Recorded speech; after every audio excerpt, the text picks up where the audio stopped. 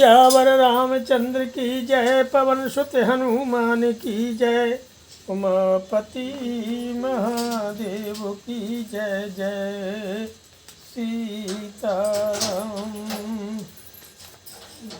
अथ पंचम सर्ग। युद्ध कांड के 5वें सर्ग में श्री राम का सीता के लिए शोक और विलाप करने का वर्णन है। सकुनीलेन विधिवत्वा रक्षा सुसमाहिता, सागरस्य उत्तरे तीरे साधु सा विनिवेशिता। महेन्द्रश्रुतिविदश्चौभौ तत्र वानरपुङ्गवौ, विचेरतुश्चितां सेनां रक्षार्थं सर्वतो दिशम्। ने जिसकी विधिवत रक्षा की व्यवस्था की गई थी, उस परम सावधान वानर सेना को समुद्र के उत्तर तट पर अच्छे ढंग से ठहराया। महेंद्र और सुविद ये 2 प्रमुख वानर भी उस सेना की रक्षा के लिए सब ओर विचरते रहते थे।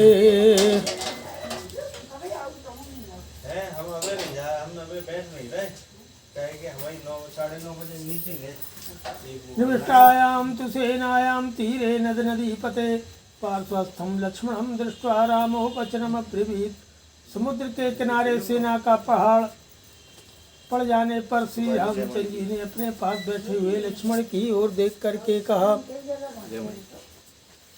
ओम शोकश्च किल कालेन गच्छता ह्यपगच्छति, मम चापश्यतः कांतामहन्यहानि वर्धते। धरे सुमित्रानंदन कहा जाता है कि शोक बीतते हुए समय के साथ स्वयं भी दूर हो जाता है, परंतु मेरा शोक तो अपनी प्राण वल्लभा को न देखने के कारण दिनों दिन बढ़ रहा है। न मे दुःखं प्रिया दूरे, न मे दुःखं मृतेति च, एतदेवानुशोचामि वयोश्चायति वर्तते। मुझे इस बात का दुख नहीं है कि मेरी प्रिया मुझसे दूर है, उसका अपहरण हुआ, इसका भी दुख नहीं है। मैं तो बारंबार इसीलिए शोक में डूबा रहता हूँ कि उसके जीवित रहने के लिए जो अधिनियत कर दी गई है वह शीघ्रता पूर्वक बीती जा रही है। वाहि बात यतः कांता तां स्पृष्ट्वा मामपि स्पृश, त्वयि मे गात संस्पर्शश्चंद्रे दृष्टि समागमः। हवा तुम वहाँ बह जहाँ मेरी प्राण बल्लभा है, उसका स्पर्श करके मेरा भी स्पर्श कर।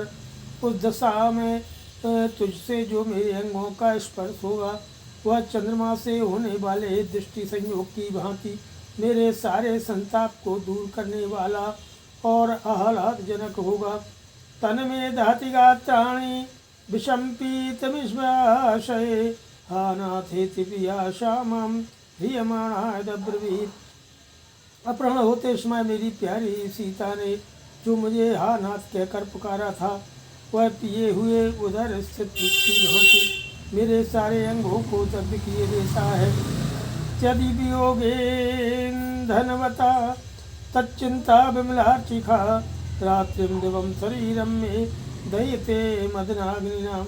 प्रियतमा का वियोग ही जिसका ईंधन है, उसकी चिंता ही जिसकी दीप्तिमती लपटें हैं, वह प्रेमाग्नि मेरे शरीर को रात दिन जलाती रहती है। अवगाहयार्णवं स्वप्से सौमित्रे भवता विना, एवं च प्रज्वलन कामो नमाशुक्तं जले दहेत्। बहे तत्कामयानश्यो शक्यमेतेन जीवितुं, यदि हम सा च वामोरूरेकं धरणिमाश्रितौ। अरे सुमित्रानंदन, तुम यहीं रहो, मैं तुम्हारे बिना अकेला ही समुद्र के भीतर घुसकर सोऊंगा। इस तरह जल में शयन करने पर यह प्रज्वलित प्रेमाग्नि मुझे दग्ध नहीं कर सकेगी।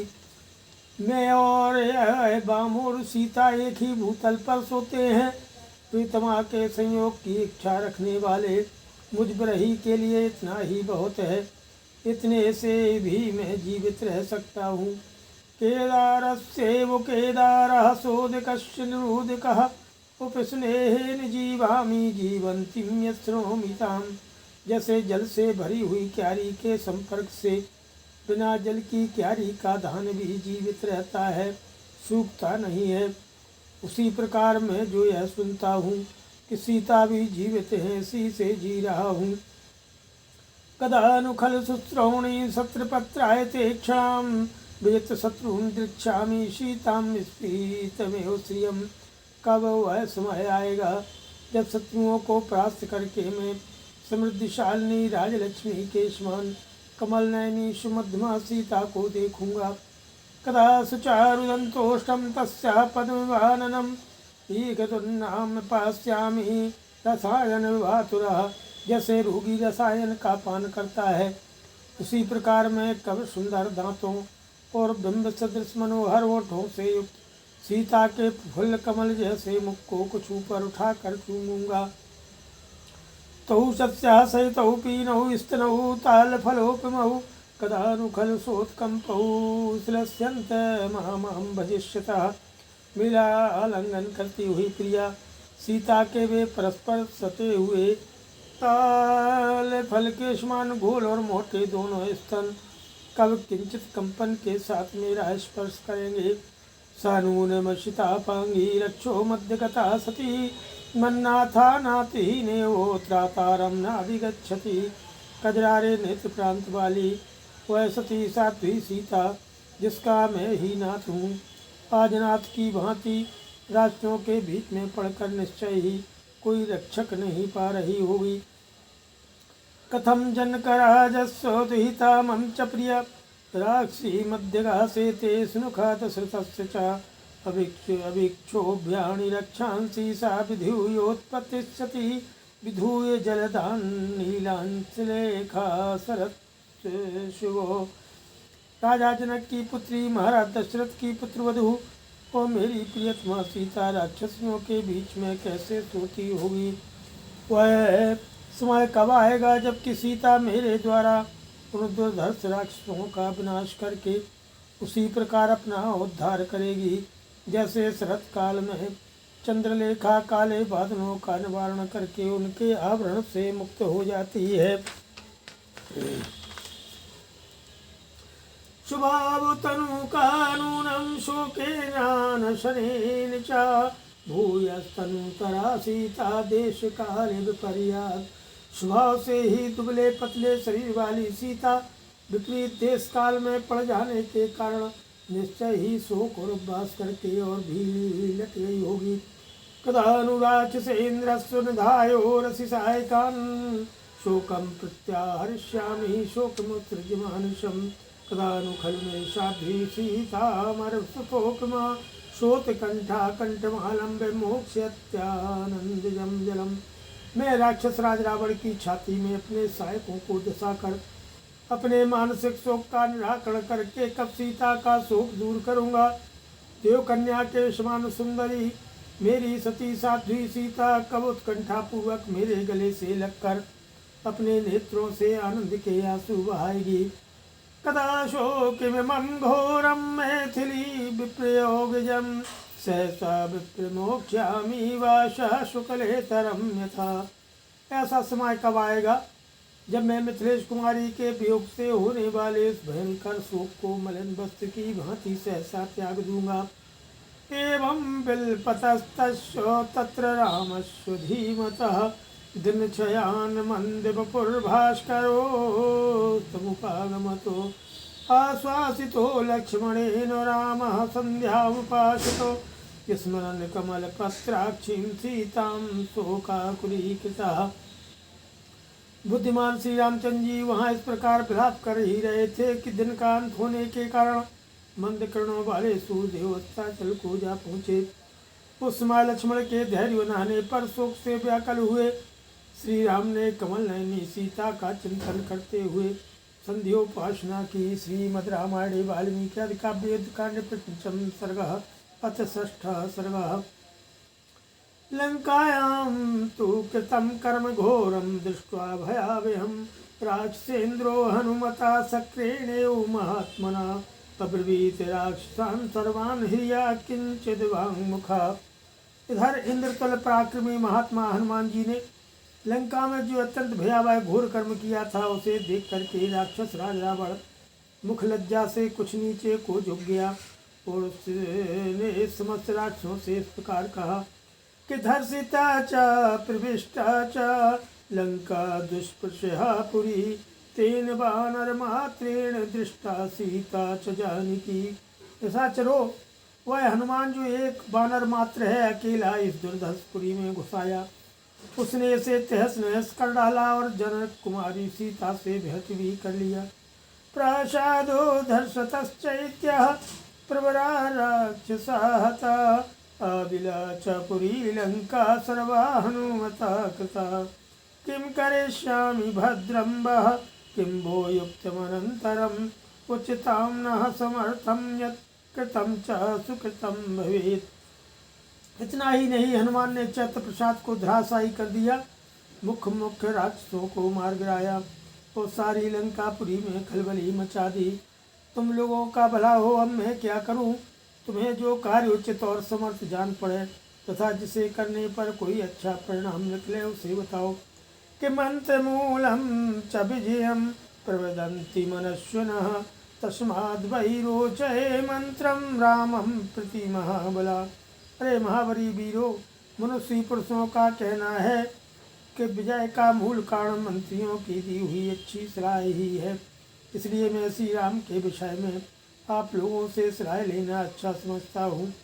कि त्रिविधा पुरुषा लोके उत्तमाधम मध्यमा येषां तु संवेतानां गुणदोषौ वदाम्यहम्। मंत्रस्त्रिभिः संयुक्तः समर्थै मंत्रनिर्णये मित्रैवापि समानार्थै बान्धवैरपि वादिकै सहितो मंत्रयित्वा यः कर्मारम्भान् प्रवर्तयेत् दैवे च कुरुते यत्नं तमाहुः पुरुषोत्तमः। संसार में उत्तम, मध्यम और धम 3 प्रकार के पुरुष होते हैं।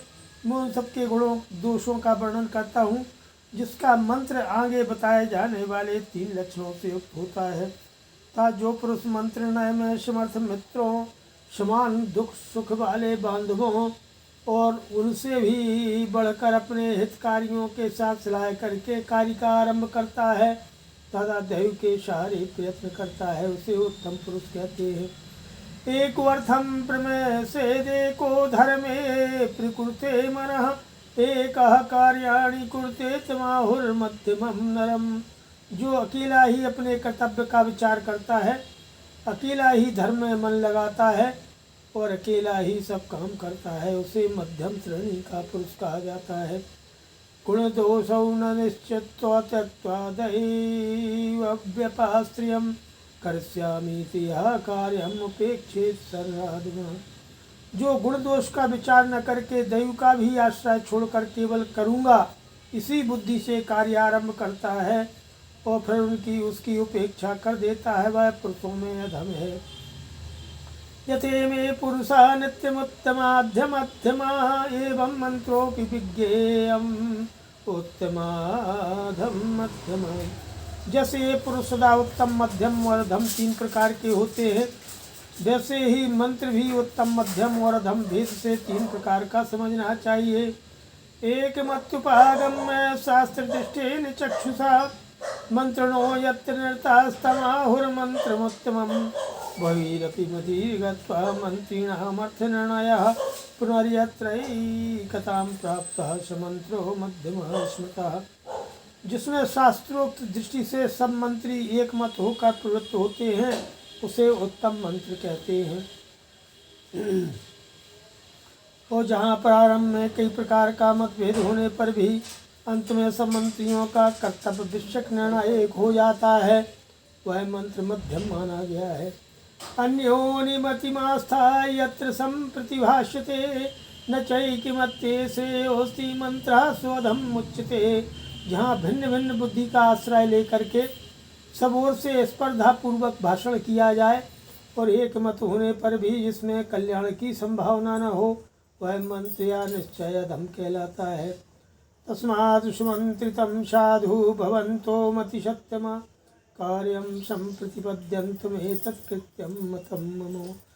आप सब लोग परम बुद्धिमान हैं, इसलिए अच्छी तरह सलाह करके कोई एक कार्य निश्चित करें, उसी को मैं अपना कर्तव्य समझूंगा। वानराणां हि धीराणां सहस्त्रैः परिवारितः रामो भेति पुरीं लंकाम् अशमाकम् उपरोधकः। ऐसे निश्चय की आवश्यकता इसलिए पड़ी है कि राम सहस्त्रों धीर वीर वानरों के साथ हमारी लंकापुरी पर चढ़ाई करने के लिए आ रहे हैं कि तरिष्यति च सुव्यक्तं राघवा सागरं सुखं तरसा युक्त रूपेण शानुजः सबलानुगः समुद्रमुच्छोखयति वीर्येणान्यत् करोति वा तस्मिन्नेवं विधे कार्ये विरुद्धे वानरैः सह हितं पुरे च सैन्ये च सर्वं सम्मन्त्र्यतां मम। यह बात भी भली भांति स्पष्ट हो चुकी है कि वे रघुवंशी राम अपने समुचित बल के द्वारा भाई सेना और सेवकों से सुखपूर्वक समुद्रों को पार कर लेंगे और वे या तो समुद्र को ही सुखा डालेंगे या अपने पराक्रम से कोई दूसरा ही उपाय करेंगे। ऐसी स्थिति में वानरों से विरोध आ पड़ने पर नगर और सेना के लिए जो भी हितकर हो वैसी सलाह आप लोग दीजिए। श्रीमद् रामायण वाल्मीकि आदि काव्य वेद खंड 6 सर्ग।